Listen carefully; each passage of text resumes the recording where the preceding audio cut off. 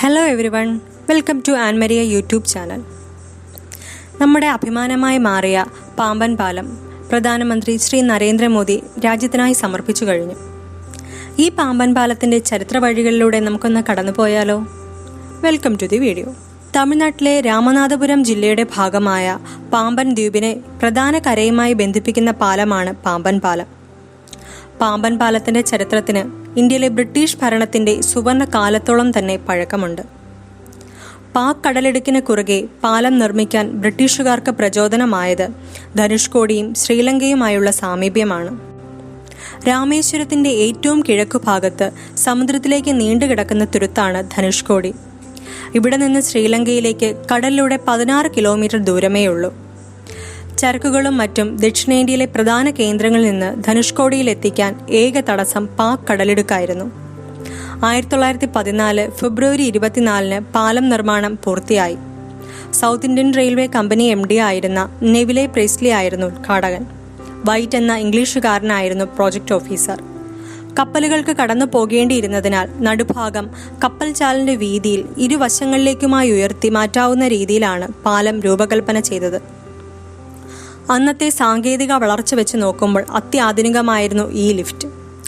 ലണ്ടനിൽ നിർമ്മിച്ച് ഭാഗങ്ങൾ ഇവിടെ കൊണ്ടുവന്ന് കൂട്ടിച്ചേർക്കുകയായിരുന്നു. ബ്രിട്ടീഷ് കാലത്തെ നിർമ്മിതിയായതിനാലും പിന്നീട് പുതുക്കി പണിത കരുത്തിലും പാലം ഒരു നൂറ്റാണ്ടിലേറെ ദൃഢതയോടെ നിലകൊണ്ടു. പാമ്പൻ പാലം യാഥാർത്ഥ്യമായതോടെ ദക്ഷിണേന്ത്യയിലെ വിവിധ കേന്ദ്രങ്ങളിൽ നിന്ന് ശ്രീലങ്കയിലേക്കുള്ള പോക്കുവരവ് ഏറെ എളുപ്പമായി. പാലം പണിയും മുമ്പ് മണ്ഡപം വരെ സർവീസ് നടത്തിയിരുന്ന ട്രെയിൻ ധനുഷ്കോടി വരെയാക്കി. ധനുഷ്കോടിയിൽ നിന്ന് ശ്രീലങ്കയിലെ തലൈ മാന്നാറിലേക്ക് നിരവധി ചെറു കപ്പലുകൾ സർവീസ് നടത്തി. അവിടെ നിന്ന് കൊളംബോയിലേക്ക് വേറെ ട്രെയിൻ. കോയമ്പത്തൂരിൽ നിന്നും കോട്ടയത്ത് നിന്നുമെല്ലാം ഒറ്റ ടിക്കറ്റിന് കൊളംബോ വരെ എത്താമായിരുന്നു. 3 ഭാഗവും കടലിനാൽ ചുറ്റപ്പെട്ട ധനുഷ്കോടിക്ക് ഒരു ആധുനിക നഗരത്തിന്റെ എല്ലാ കെട്ടും മട്ടും ഉണ്ടായിരുന്നു അന്ന്. 1964 ഡിസംബർ 22 രാത്രിയുണ്ടായ അതിശക്തമായ ചുഴലിക്കാറ്റ് പാമ്പൻ ദ്വീപിനെ തകർത്തെറിഞ്ഞു. ധനുഷ്കോടിയെ തകർത്തെറിഞ്ഞ കൊടുങ്കാറ്റിൽ പാമ്പൻ പാലത്തിന് മുകളിലൂടെയാണ് തിരമാലകൾ ആഞ്ഞടിച്ചത്. ധനുഷ്കോടിയിലേക്ക് പോവുകയായിരുന്ന ഒരു ട്രെയിൻ ഒന്നാകെ കടലിലേക്ക് ഒലിച്ചുപോയി. ആരും രക്ഷപ്പെട്ടില്ല. അന്ന് 115 യാത്രക്കാർ മരിച്ചു. ധനുഷ്കോടി പട്ടണവും റോഡും തീവണ്ടിപ്പാളവും എല്ലാം പൂർണ്ണമായി നശിച്ചു. പാമ്പൻ പാലത്തിനും കാര്യമായി കേടുപറ്റി. പാലത്തിൻ്റെ നടുവിലെ ലിഫ്റ്റ് ചുഴിയിലും തകർന്നില്ല. ഈ ഭാഗം നിലനിർത്തി പിന്നീട് പുതുക്കി പണിതതാണ് ഇപ്പോഴുള്ള പാലം.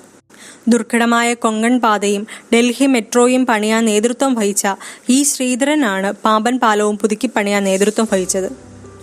ദുരന്തത്തിന് ശേഷം ധനുഷ്കോടിയിൽ ആളൊഴിഞ്ഞു. തകർന്ന കെട്ടിടങ്ങൾ മാത്രമാണ് അവിടെ ഇപ്പോഴുള്ളത്. തീവണ്ടികൾ രാമേശ്വരം വഴിയേ പോവുകയുള്ളൂ.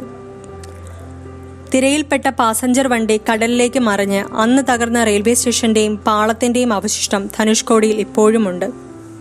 കൊടുങ്കാറ്റിൽ പാലത്തിന്റെ പല ഭാഗങ്ങളും തകർന്നെങ്കിലും മധ്യഭാഗത്തിന് കേടുപാടുകളൊന്നും സംഭവിച്ചില്ല. അത് നിലനിർത്തിക്കൊണ്ട് തന്നെ പാലം പുതുക്കി പണിതു. 1988 റെയിൽവേ ട്രാക്കിന് സമാന്തരമായി റോഡ് പാലം വരുന്നതുവരെ ഇതായിരുന്നു രാമേശ്വരത്തുള്ളവർക്ക് വൻകരയുമായി ബന്ധപ്പെടാനുള്ള ഏക വഴി. പുതിയ ഒരു ബ്രോഡ്ഗേജ് പാലം നിർമ്മിക്കണമെങ്കിൽ 800 കോടി രൂപ ചെലവ് വേണ്ടി വരുമെന്നതിനാൽ പാമ്പൻ പാലം ഉപേക്ഷിക്കേണ്ട സാഹചര്യം വന്നപ്പോഴാണ് APJ അബ്ദുൽ കലാം രാഷ്ട്രപതിയാകുന്നത്. അദ്ദേഹത്തിന്റെ നിർദ്ദേശപ്രകാരം പാലം പുതുക്കിപ്പണിത് ബ്രോഡ്ഗേജ് ആക്കാൻ IIT വിദഗ്ധരുടെ സഹായത്താൽ കഴിഞ്ഞു. 2007 പാമ്പൻ പാലം ബ്രോഡ്ഗേജായി മാറി. 24 കോടിയായിരുന്നു ചിലവ്. 2009 ചരക്ക് തീവണ്ടികൾക്ക് പോകാൻ കഴിയും വിധം ശക്തിപ്പെടുത്തി. ഇന്ന് പാമ്പൻ പാലത്തിന് 2057 മീറ്റർ നീളമുണ്ട്, 145 തൂണുകൾ, 40 അടി വീതിയുള്ള ഉരുക്ക് ഗർഡർ. ഇത് ഇന്ത്യയിലെ ആദ്യ കാന്റിലിവർ പാലം. ഇരുവശത്തേക്കും കത്രിക പോലെ മടക്കുകയോ വിടർത്തുകയോ ചെയ്യാവുന്ന മടക്ക് കത്രിക പാലം. പാക് കടലിടുക്കിലൂടെ കപ്പലുകൾ വരുമ്പോൾ പാമ്പൻ റെയിൽ പാലം പൂട്ടഴിച്ച് ഗേറ്റ് തുറക്കും പോലെ ഇരുവശത്തേക്കും ഉയർത്തും. അടിയിലൂടെ കപ്പലുകൾ പോയി കഴിഞ്ഞാൽ താഴ്ത്തി വീണ്ടും ചേർത്ത് വെച്ച് ട്രെയിനുകൾ കടന്നു പോകുന്നു. ഇതുവഴി ഒരു മാസം 10 കപ്പലുകളെങ്കിലും പോകുന്നു. 2 കിലോമീറ്ററിലേറെ നീളമുള്ള പഴയ പാലത്തിൽ കാലപ്പഴക്കം കാരണം അറ്റകുറ്റപ്പണി അസാധ്യമായ സാഹചര്യത്തിലാണ് ഈ പാലത്തിന് സമാന്തരമായി തന്നെ പുതിയ പാലം നിർമ്മിക്കാൻ റെയിൽവേ തീരുമാനിച്ചത്. റെയിൽവേ വികാസ് നിഗം ലിമിറ്റഡിന്റെ നേതൃത്വത്തിലാണ് നിർമ്മാണം. പുതിയ പാമ്പൻ പാലത്തിന് 2019 നവംബറിൽ പ്രധാനമന്ത്രി നരേന്ദ്രമോദിയാണ് തറക്കല്ലിട്ടത്. 540 കോടി രൂപയാണ് നിർമ്മാണ ചെലവ്. 2022 മാർച്ചിൽ പണി പൂർത്തിയാക്കാനായിരുന്നു ലക്ഷ്യമെങ്കിലും പിന്നീട് അത് നീണ്ടുപോയി. ആ കാത്തിരിപ്പാണ് ഒടുവിൽ 2025 ഏപ്രിൽ 6 പ്രധാനമന്ത്രി നമ്മുടെ രാജ്യത്തിനായി സമർപ്പിച്ചത്. ഈ വീഡിയോ നിങ്ങൾക്ക് ഇഷ്ടമായെങ്കിൽ ഞങ്ങളുടെ യൂട്യൂബ് ചാനൽ സബ്സ്ക്രൈബ് ചെയ്യുക, ഷെയർ ചെയ്യുക, ലൈക്ക് ചെയ്യുക. താങ്ക്